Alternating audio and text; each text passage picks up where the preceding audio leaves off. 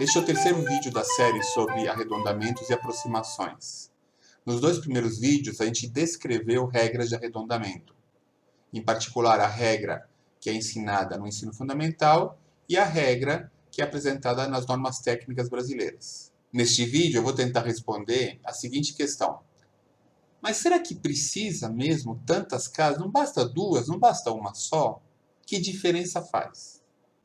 Então, eu vou pegar um exemplo de matemática financeira para ilustrar que diferença isso pode fazer.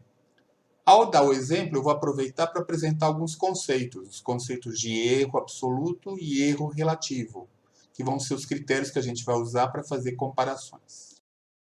Vamos começar apresentando o problema, que vai ser a base do nosso exemplo. João emprestou a José uma quantia. Combinaram que José pagaria a dívida um mês depois. Nesse pagamento, incluiria 0,376633% de juro ao mês. E a pergunta é: de quanto é esse juro? A gente vai pensar em duas situações. Primeira situação, a quantia emprestada foi R$100. Segunda situação, a quantia emprestada foi de R$1 milhão. A gente quer ver se faz diferença, se o valor inicial é muito pequeno ou muito grande. Nosso objetivo é fazer comparações. A gente vai comparar o que acontece com o juro calculado, à medida que a gente arredonda cada vez mais a taxa. Então, o primeiro cálculo vai ser com o valor exato, com 6 dígitos da taxa. O segundo caso, a gente vai ficar só com os 4 mais significativos. O terceiro só com 2 e o último só com 1 dígito. Para fazer uma comparação, você tem que ter algum critério. Que critério que a gente vai usar? A gente vai considerar duas situações. O erro absoluto, que vai ser a diferença entre o valor aproximado, ou seja, o valor calculado com a taxa arredondada, e o valor exato, o valor calculado com a taxa completa, com 6 dígitos. Isso vai ser o primeiro critério. Usualmente, aqui a gente usa em módulo. A gente está interessado só no valor absoluto da diferença. Nos resultados, eu vou colocar sem o módulo para chamar atenção para um detalhe. A gente também usa o erro relativo. A ideia qual que é? Esse erro absoluto representa quantos por cento do valor exato? Tá? Então, vamos dizer que o erro absoluto fosse de R$2. Um erro de R$2, sendo que o valor exato seria R$4, é um erro significativo, 50% de erro. O erro de R$2 e o valor exato R$2 milhões, um erro muito menos significativo, concorda? Então, por isso a gente também calcula o erro relativo. Observe como é que a gente faz esse cálculo, né? A gente pega o erro absoluto e divide pelo módulo do valor exato. Por que sempre o módulo? Porque a gente não está interessado nos sinais. Vamos começar calculando o valor exato em cada caso, né? Então, a gente quer calcular o juro usando o valor não arredondado da taxa. Lá do enunciado, a gente tem o valor exato da taxa, 0,376633% ao mês. A operação dura um mês, então o juro total que a gente está querendo calcular é 0,376633% do valor emprestado. No caso A, a gente tem que calcular essa porcentagem de 100. No caso B, a gente tem que calcular essa mesma porcentagem, só que de 1 milhão. Só relembrando como faz esse cálculo, né? A gente pega a porcentagem, divide por 100, para ter o valor unitário, e multiplica pelo capital inicial. No caso aqui também 100. Então, o resultado é esse aqui. Mesma coisa aqui, só que aí eu multiplico por 1 milhão. E aí o resultado é esse aqui. Esse aqui é o valor exato do juro quando o capital inicial é 1 milhão. Esse aqui é o valor exato do juro quando o valor emprestado é R$100. Então, vamos ver agora os resultados. Eu tentei organizar todos eles nessa tabela, vamos ver se está claro. Aqui na primeira coluna, a gente tem o capital inicial.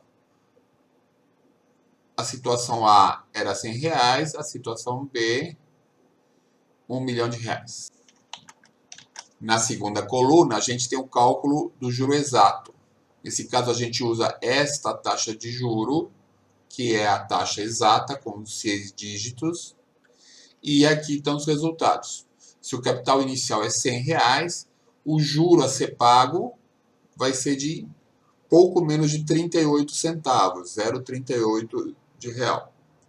Se o capital for de R$1 milhão, o juro a ser pago vai ser 3.766,33. Agora vamos ver o que acontece quando a gente não usa a taxa exata, a gente arredonda a taxa. Então aqui é o primeiro caso, a gente retém só 4 dígitos. Aqui o segundo, a gente retém 2, né? E aí a gente está realmente arredondando. A gente desprezou a partir do primeiro 6. 6 é maior que 5, então aquilo que era 7 virou 8. E aqui quando a gente retém apenas um dígito, né? Na verdade só conta o 4. A gente está jogando fora o 8, né? Está desprezando a partir, ou o 7 na verdade, está desprezando a partir do 7. Como é maior que 5, a gente soma 1 ao último dígito que fica. Vamos ver primeiro o item A. O erro absoluto. Antes, uma explicação sobre a cor. Vermelho é porque deu negativo aquela diferença.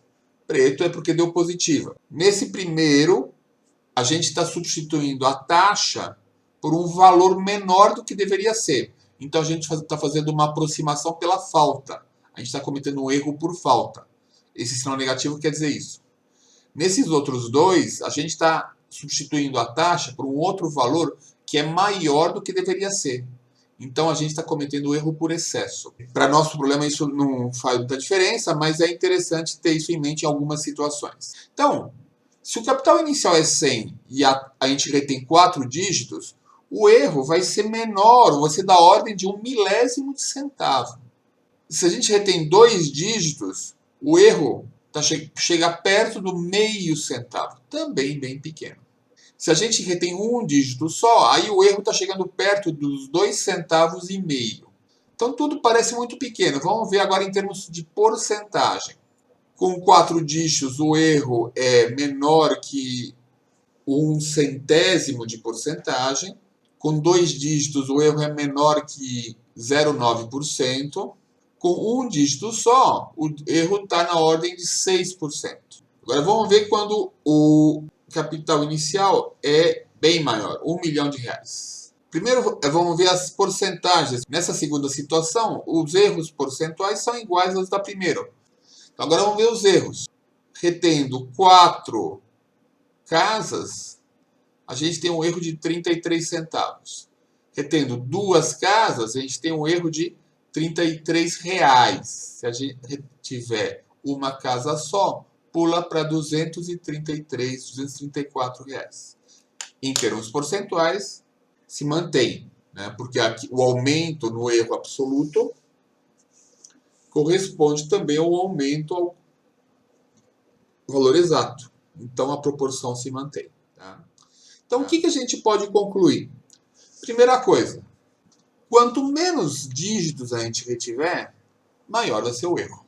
Mais aproximado. A gente está pegando um número cada vez mais aproximado, cada vez mais distante do valor exato, então o erro vai aumentar. Esse erro é relevante? Esse erro é aceitável? Depende.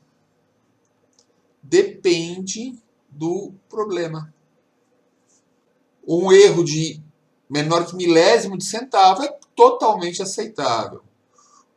Até um erro de 2,5 centavos no dia a dia é perfeitamente aceitável. Né? Isso acontece direto quando você vai dar troco, vai receber troco. Né? Do ponto de vista de um contador, isso já pode fazer diferença. Porque ele tem outras preocupações também. Né? Certo? Mas o que nos interessa aqui, o limite do erro depende do problema. Erros sempre vão acabar existindo. A questão é, eles são aceitáveis ou não.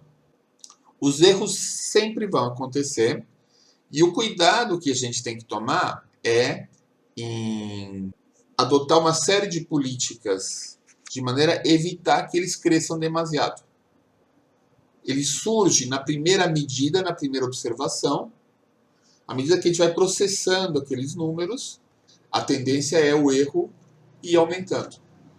As regras de arredondamento têm exatamente essa preocupação. Quando você arredonda, sempre vai ter um erro embutido. As regras de arredondamento procuram fazer com que, na média, você erre menos. Tá? Essa situação de arredondamento se repete várias vezes. Algumas vezes você vai errar pouco para mais, pouco para menos. Outras vezes você vai errar muito para mais, muito para menos. No geral, a preocupação é que, na média, você erre pouco. Então, pensando na questão do início do vídeo, precisa de tantos dígitos?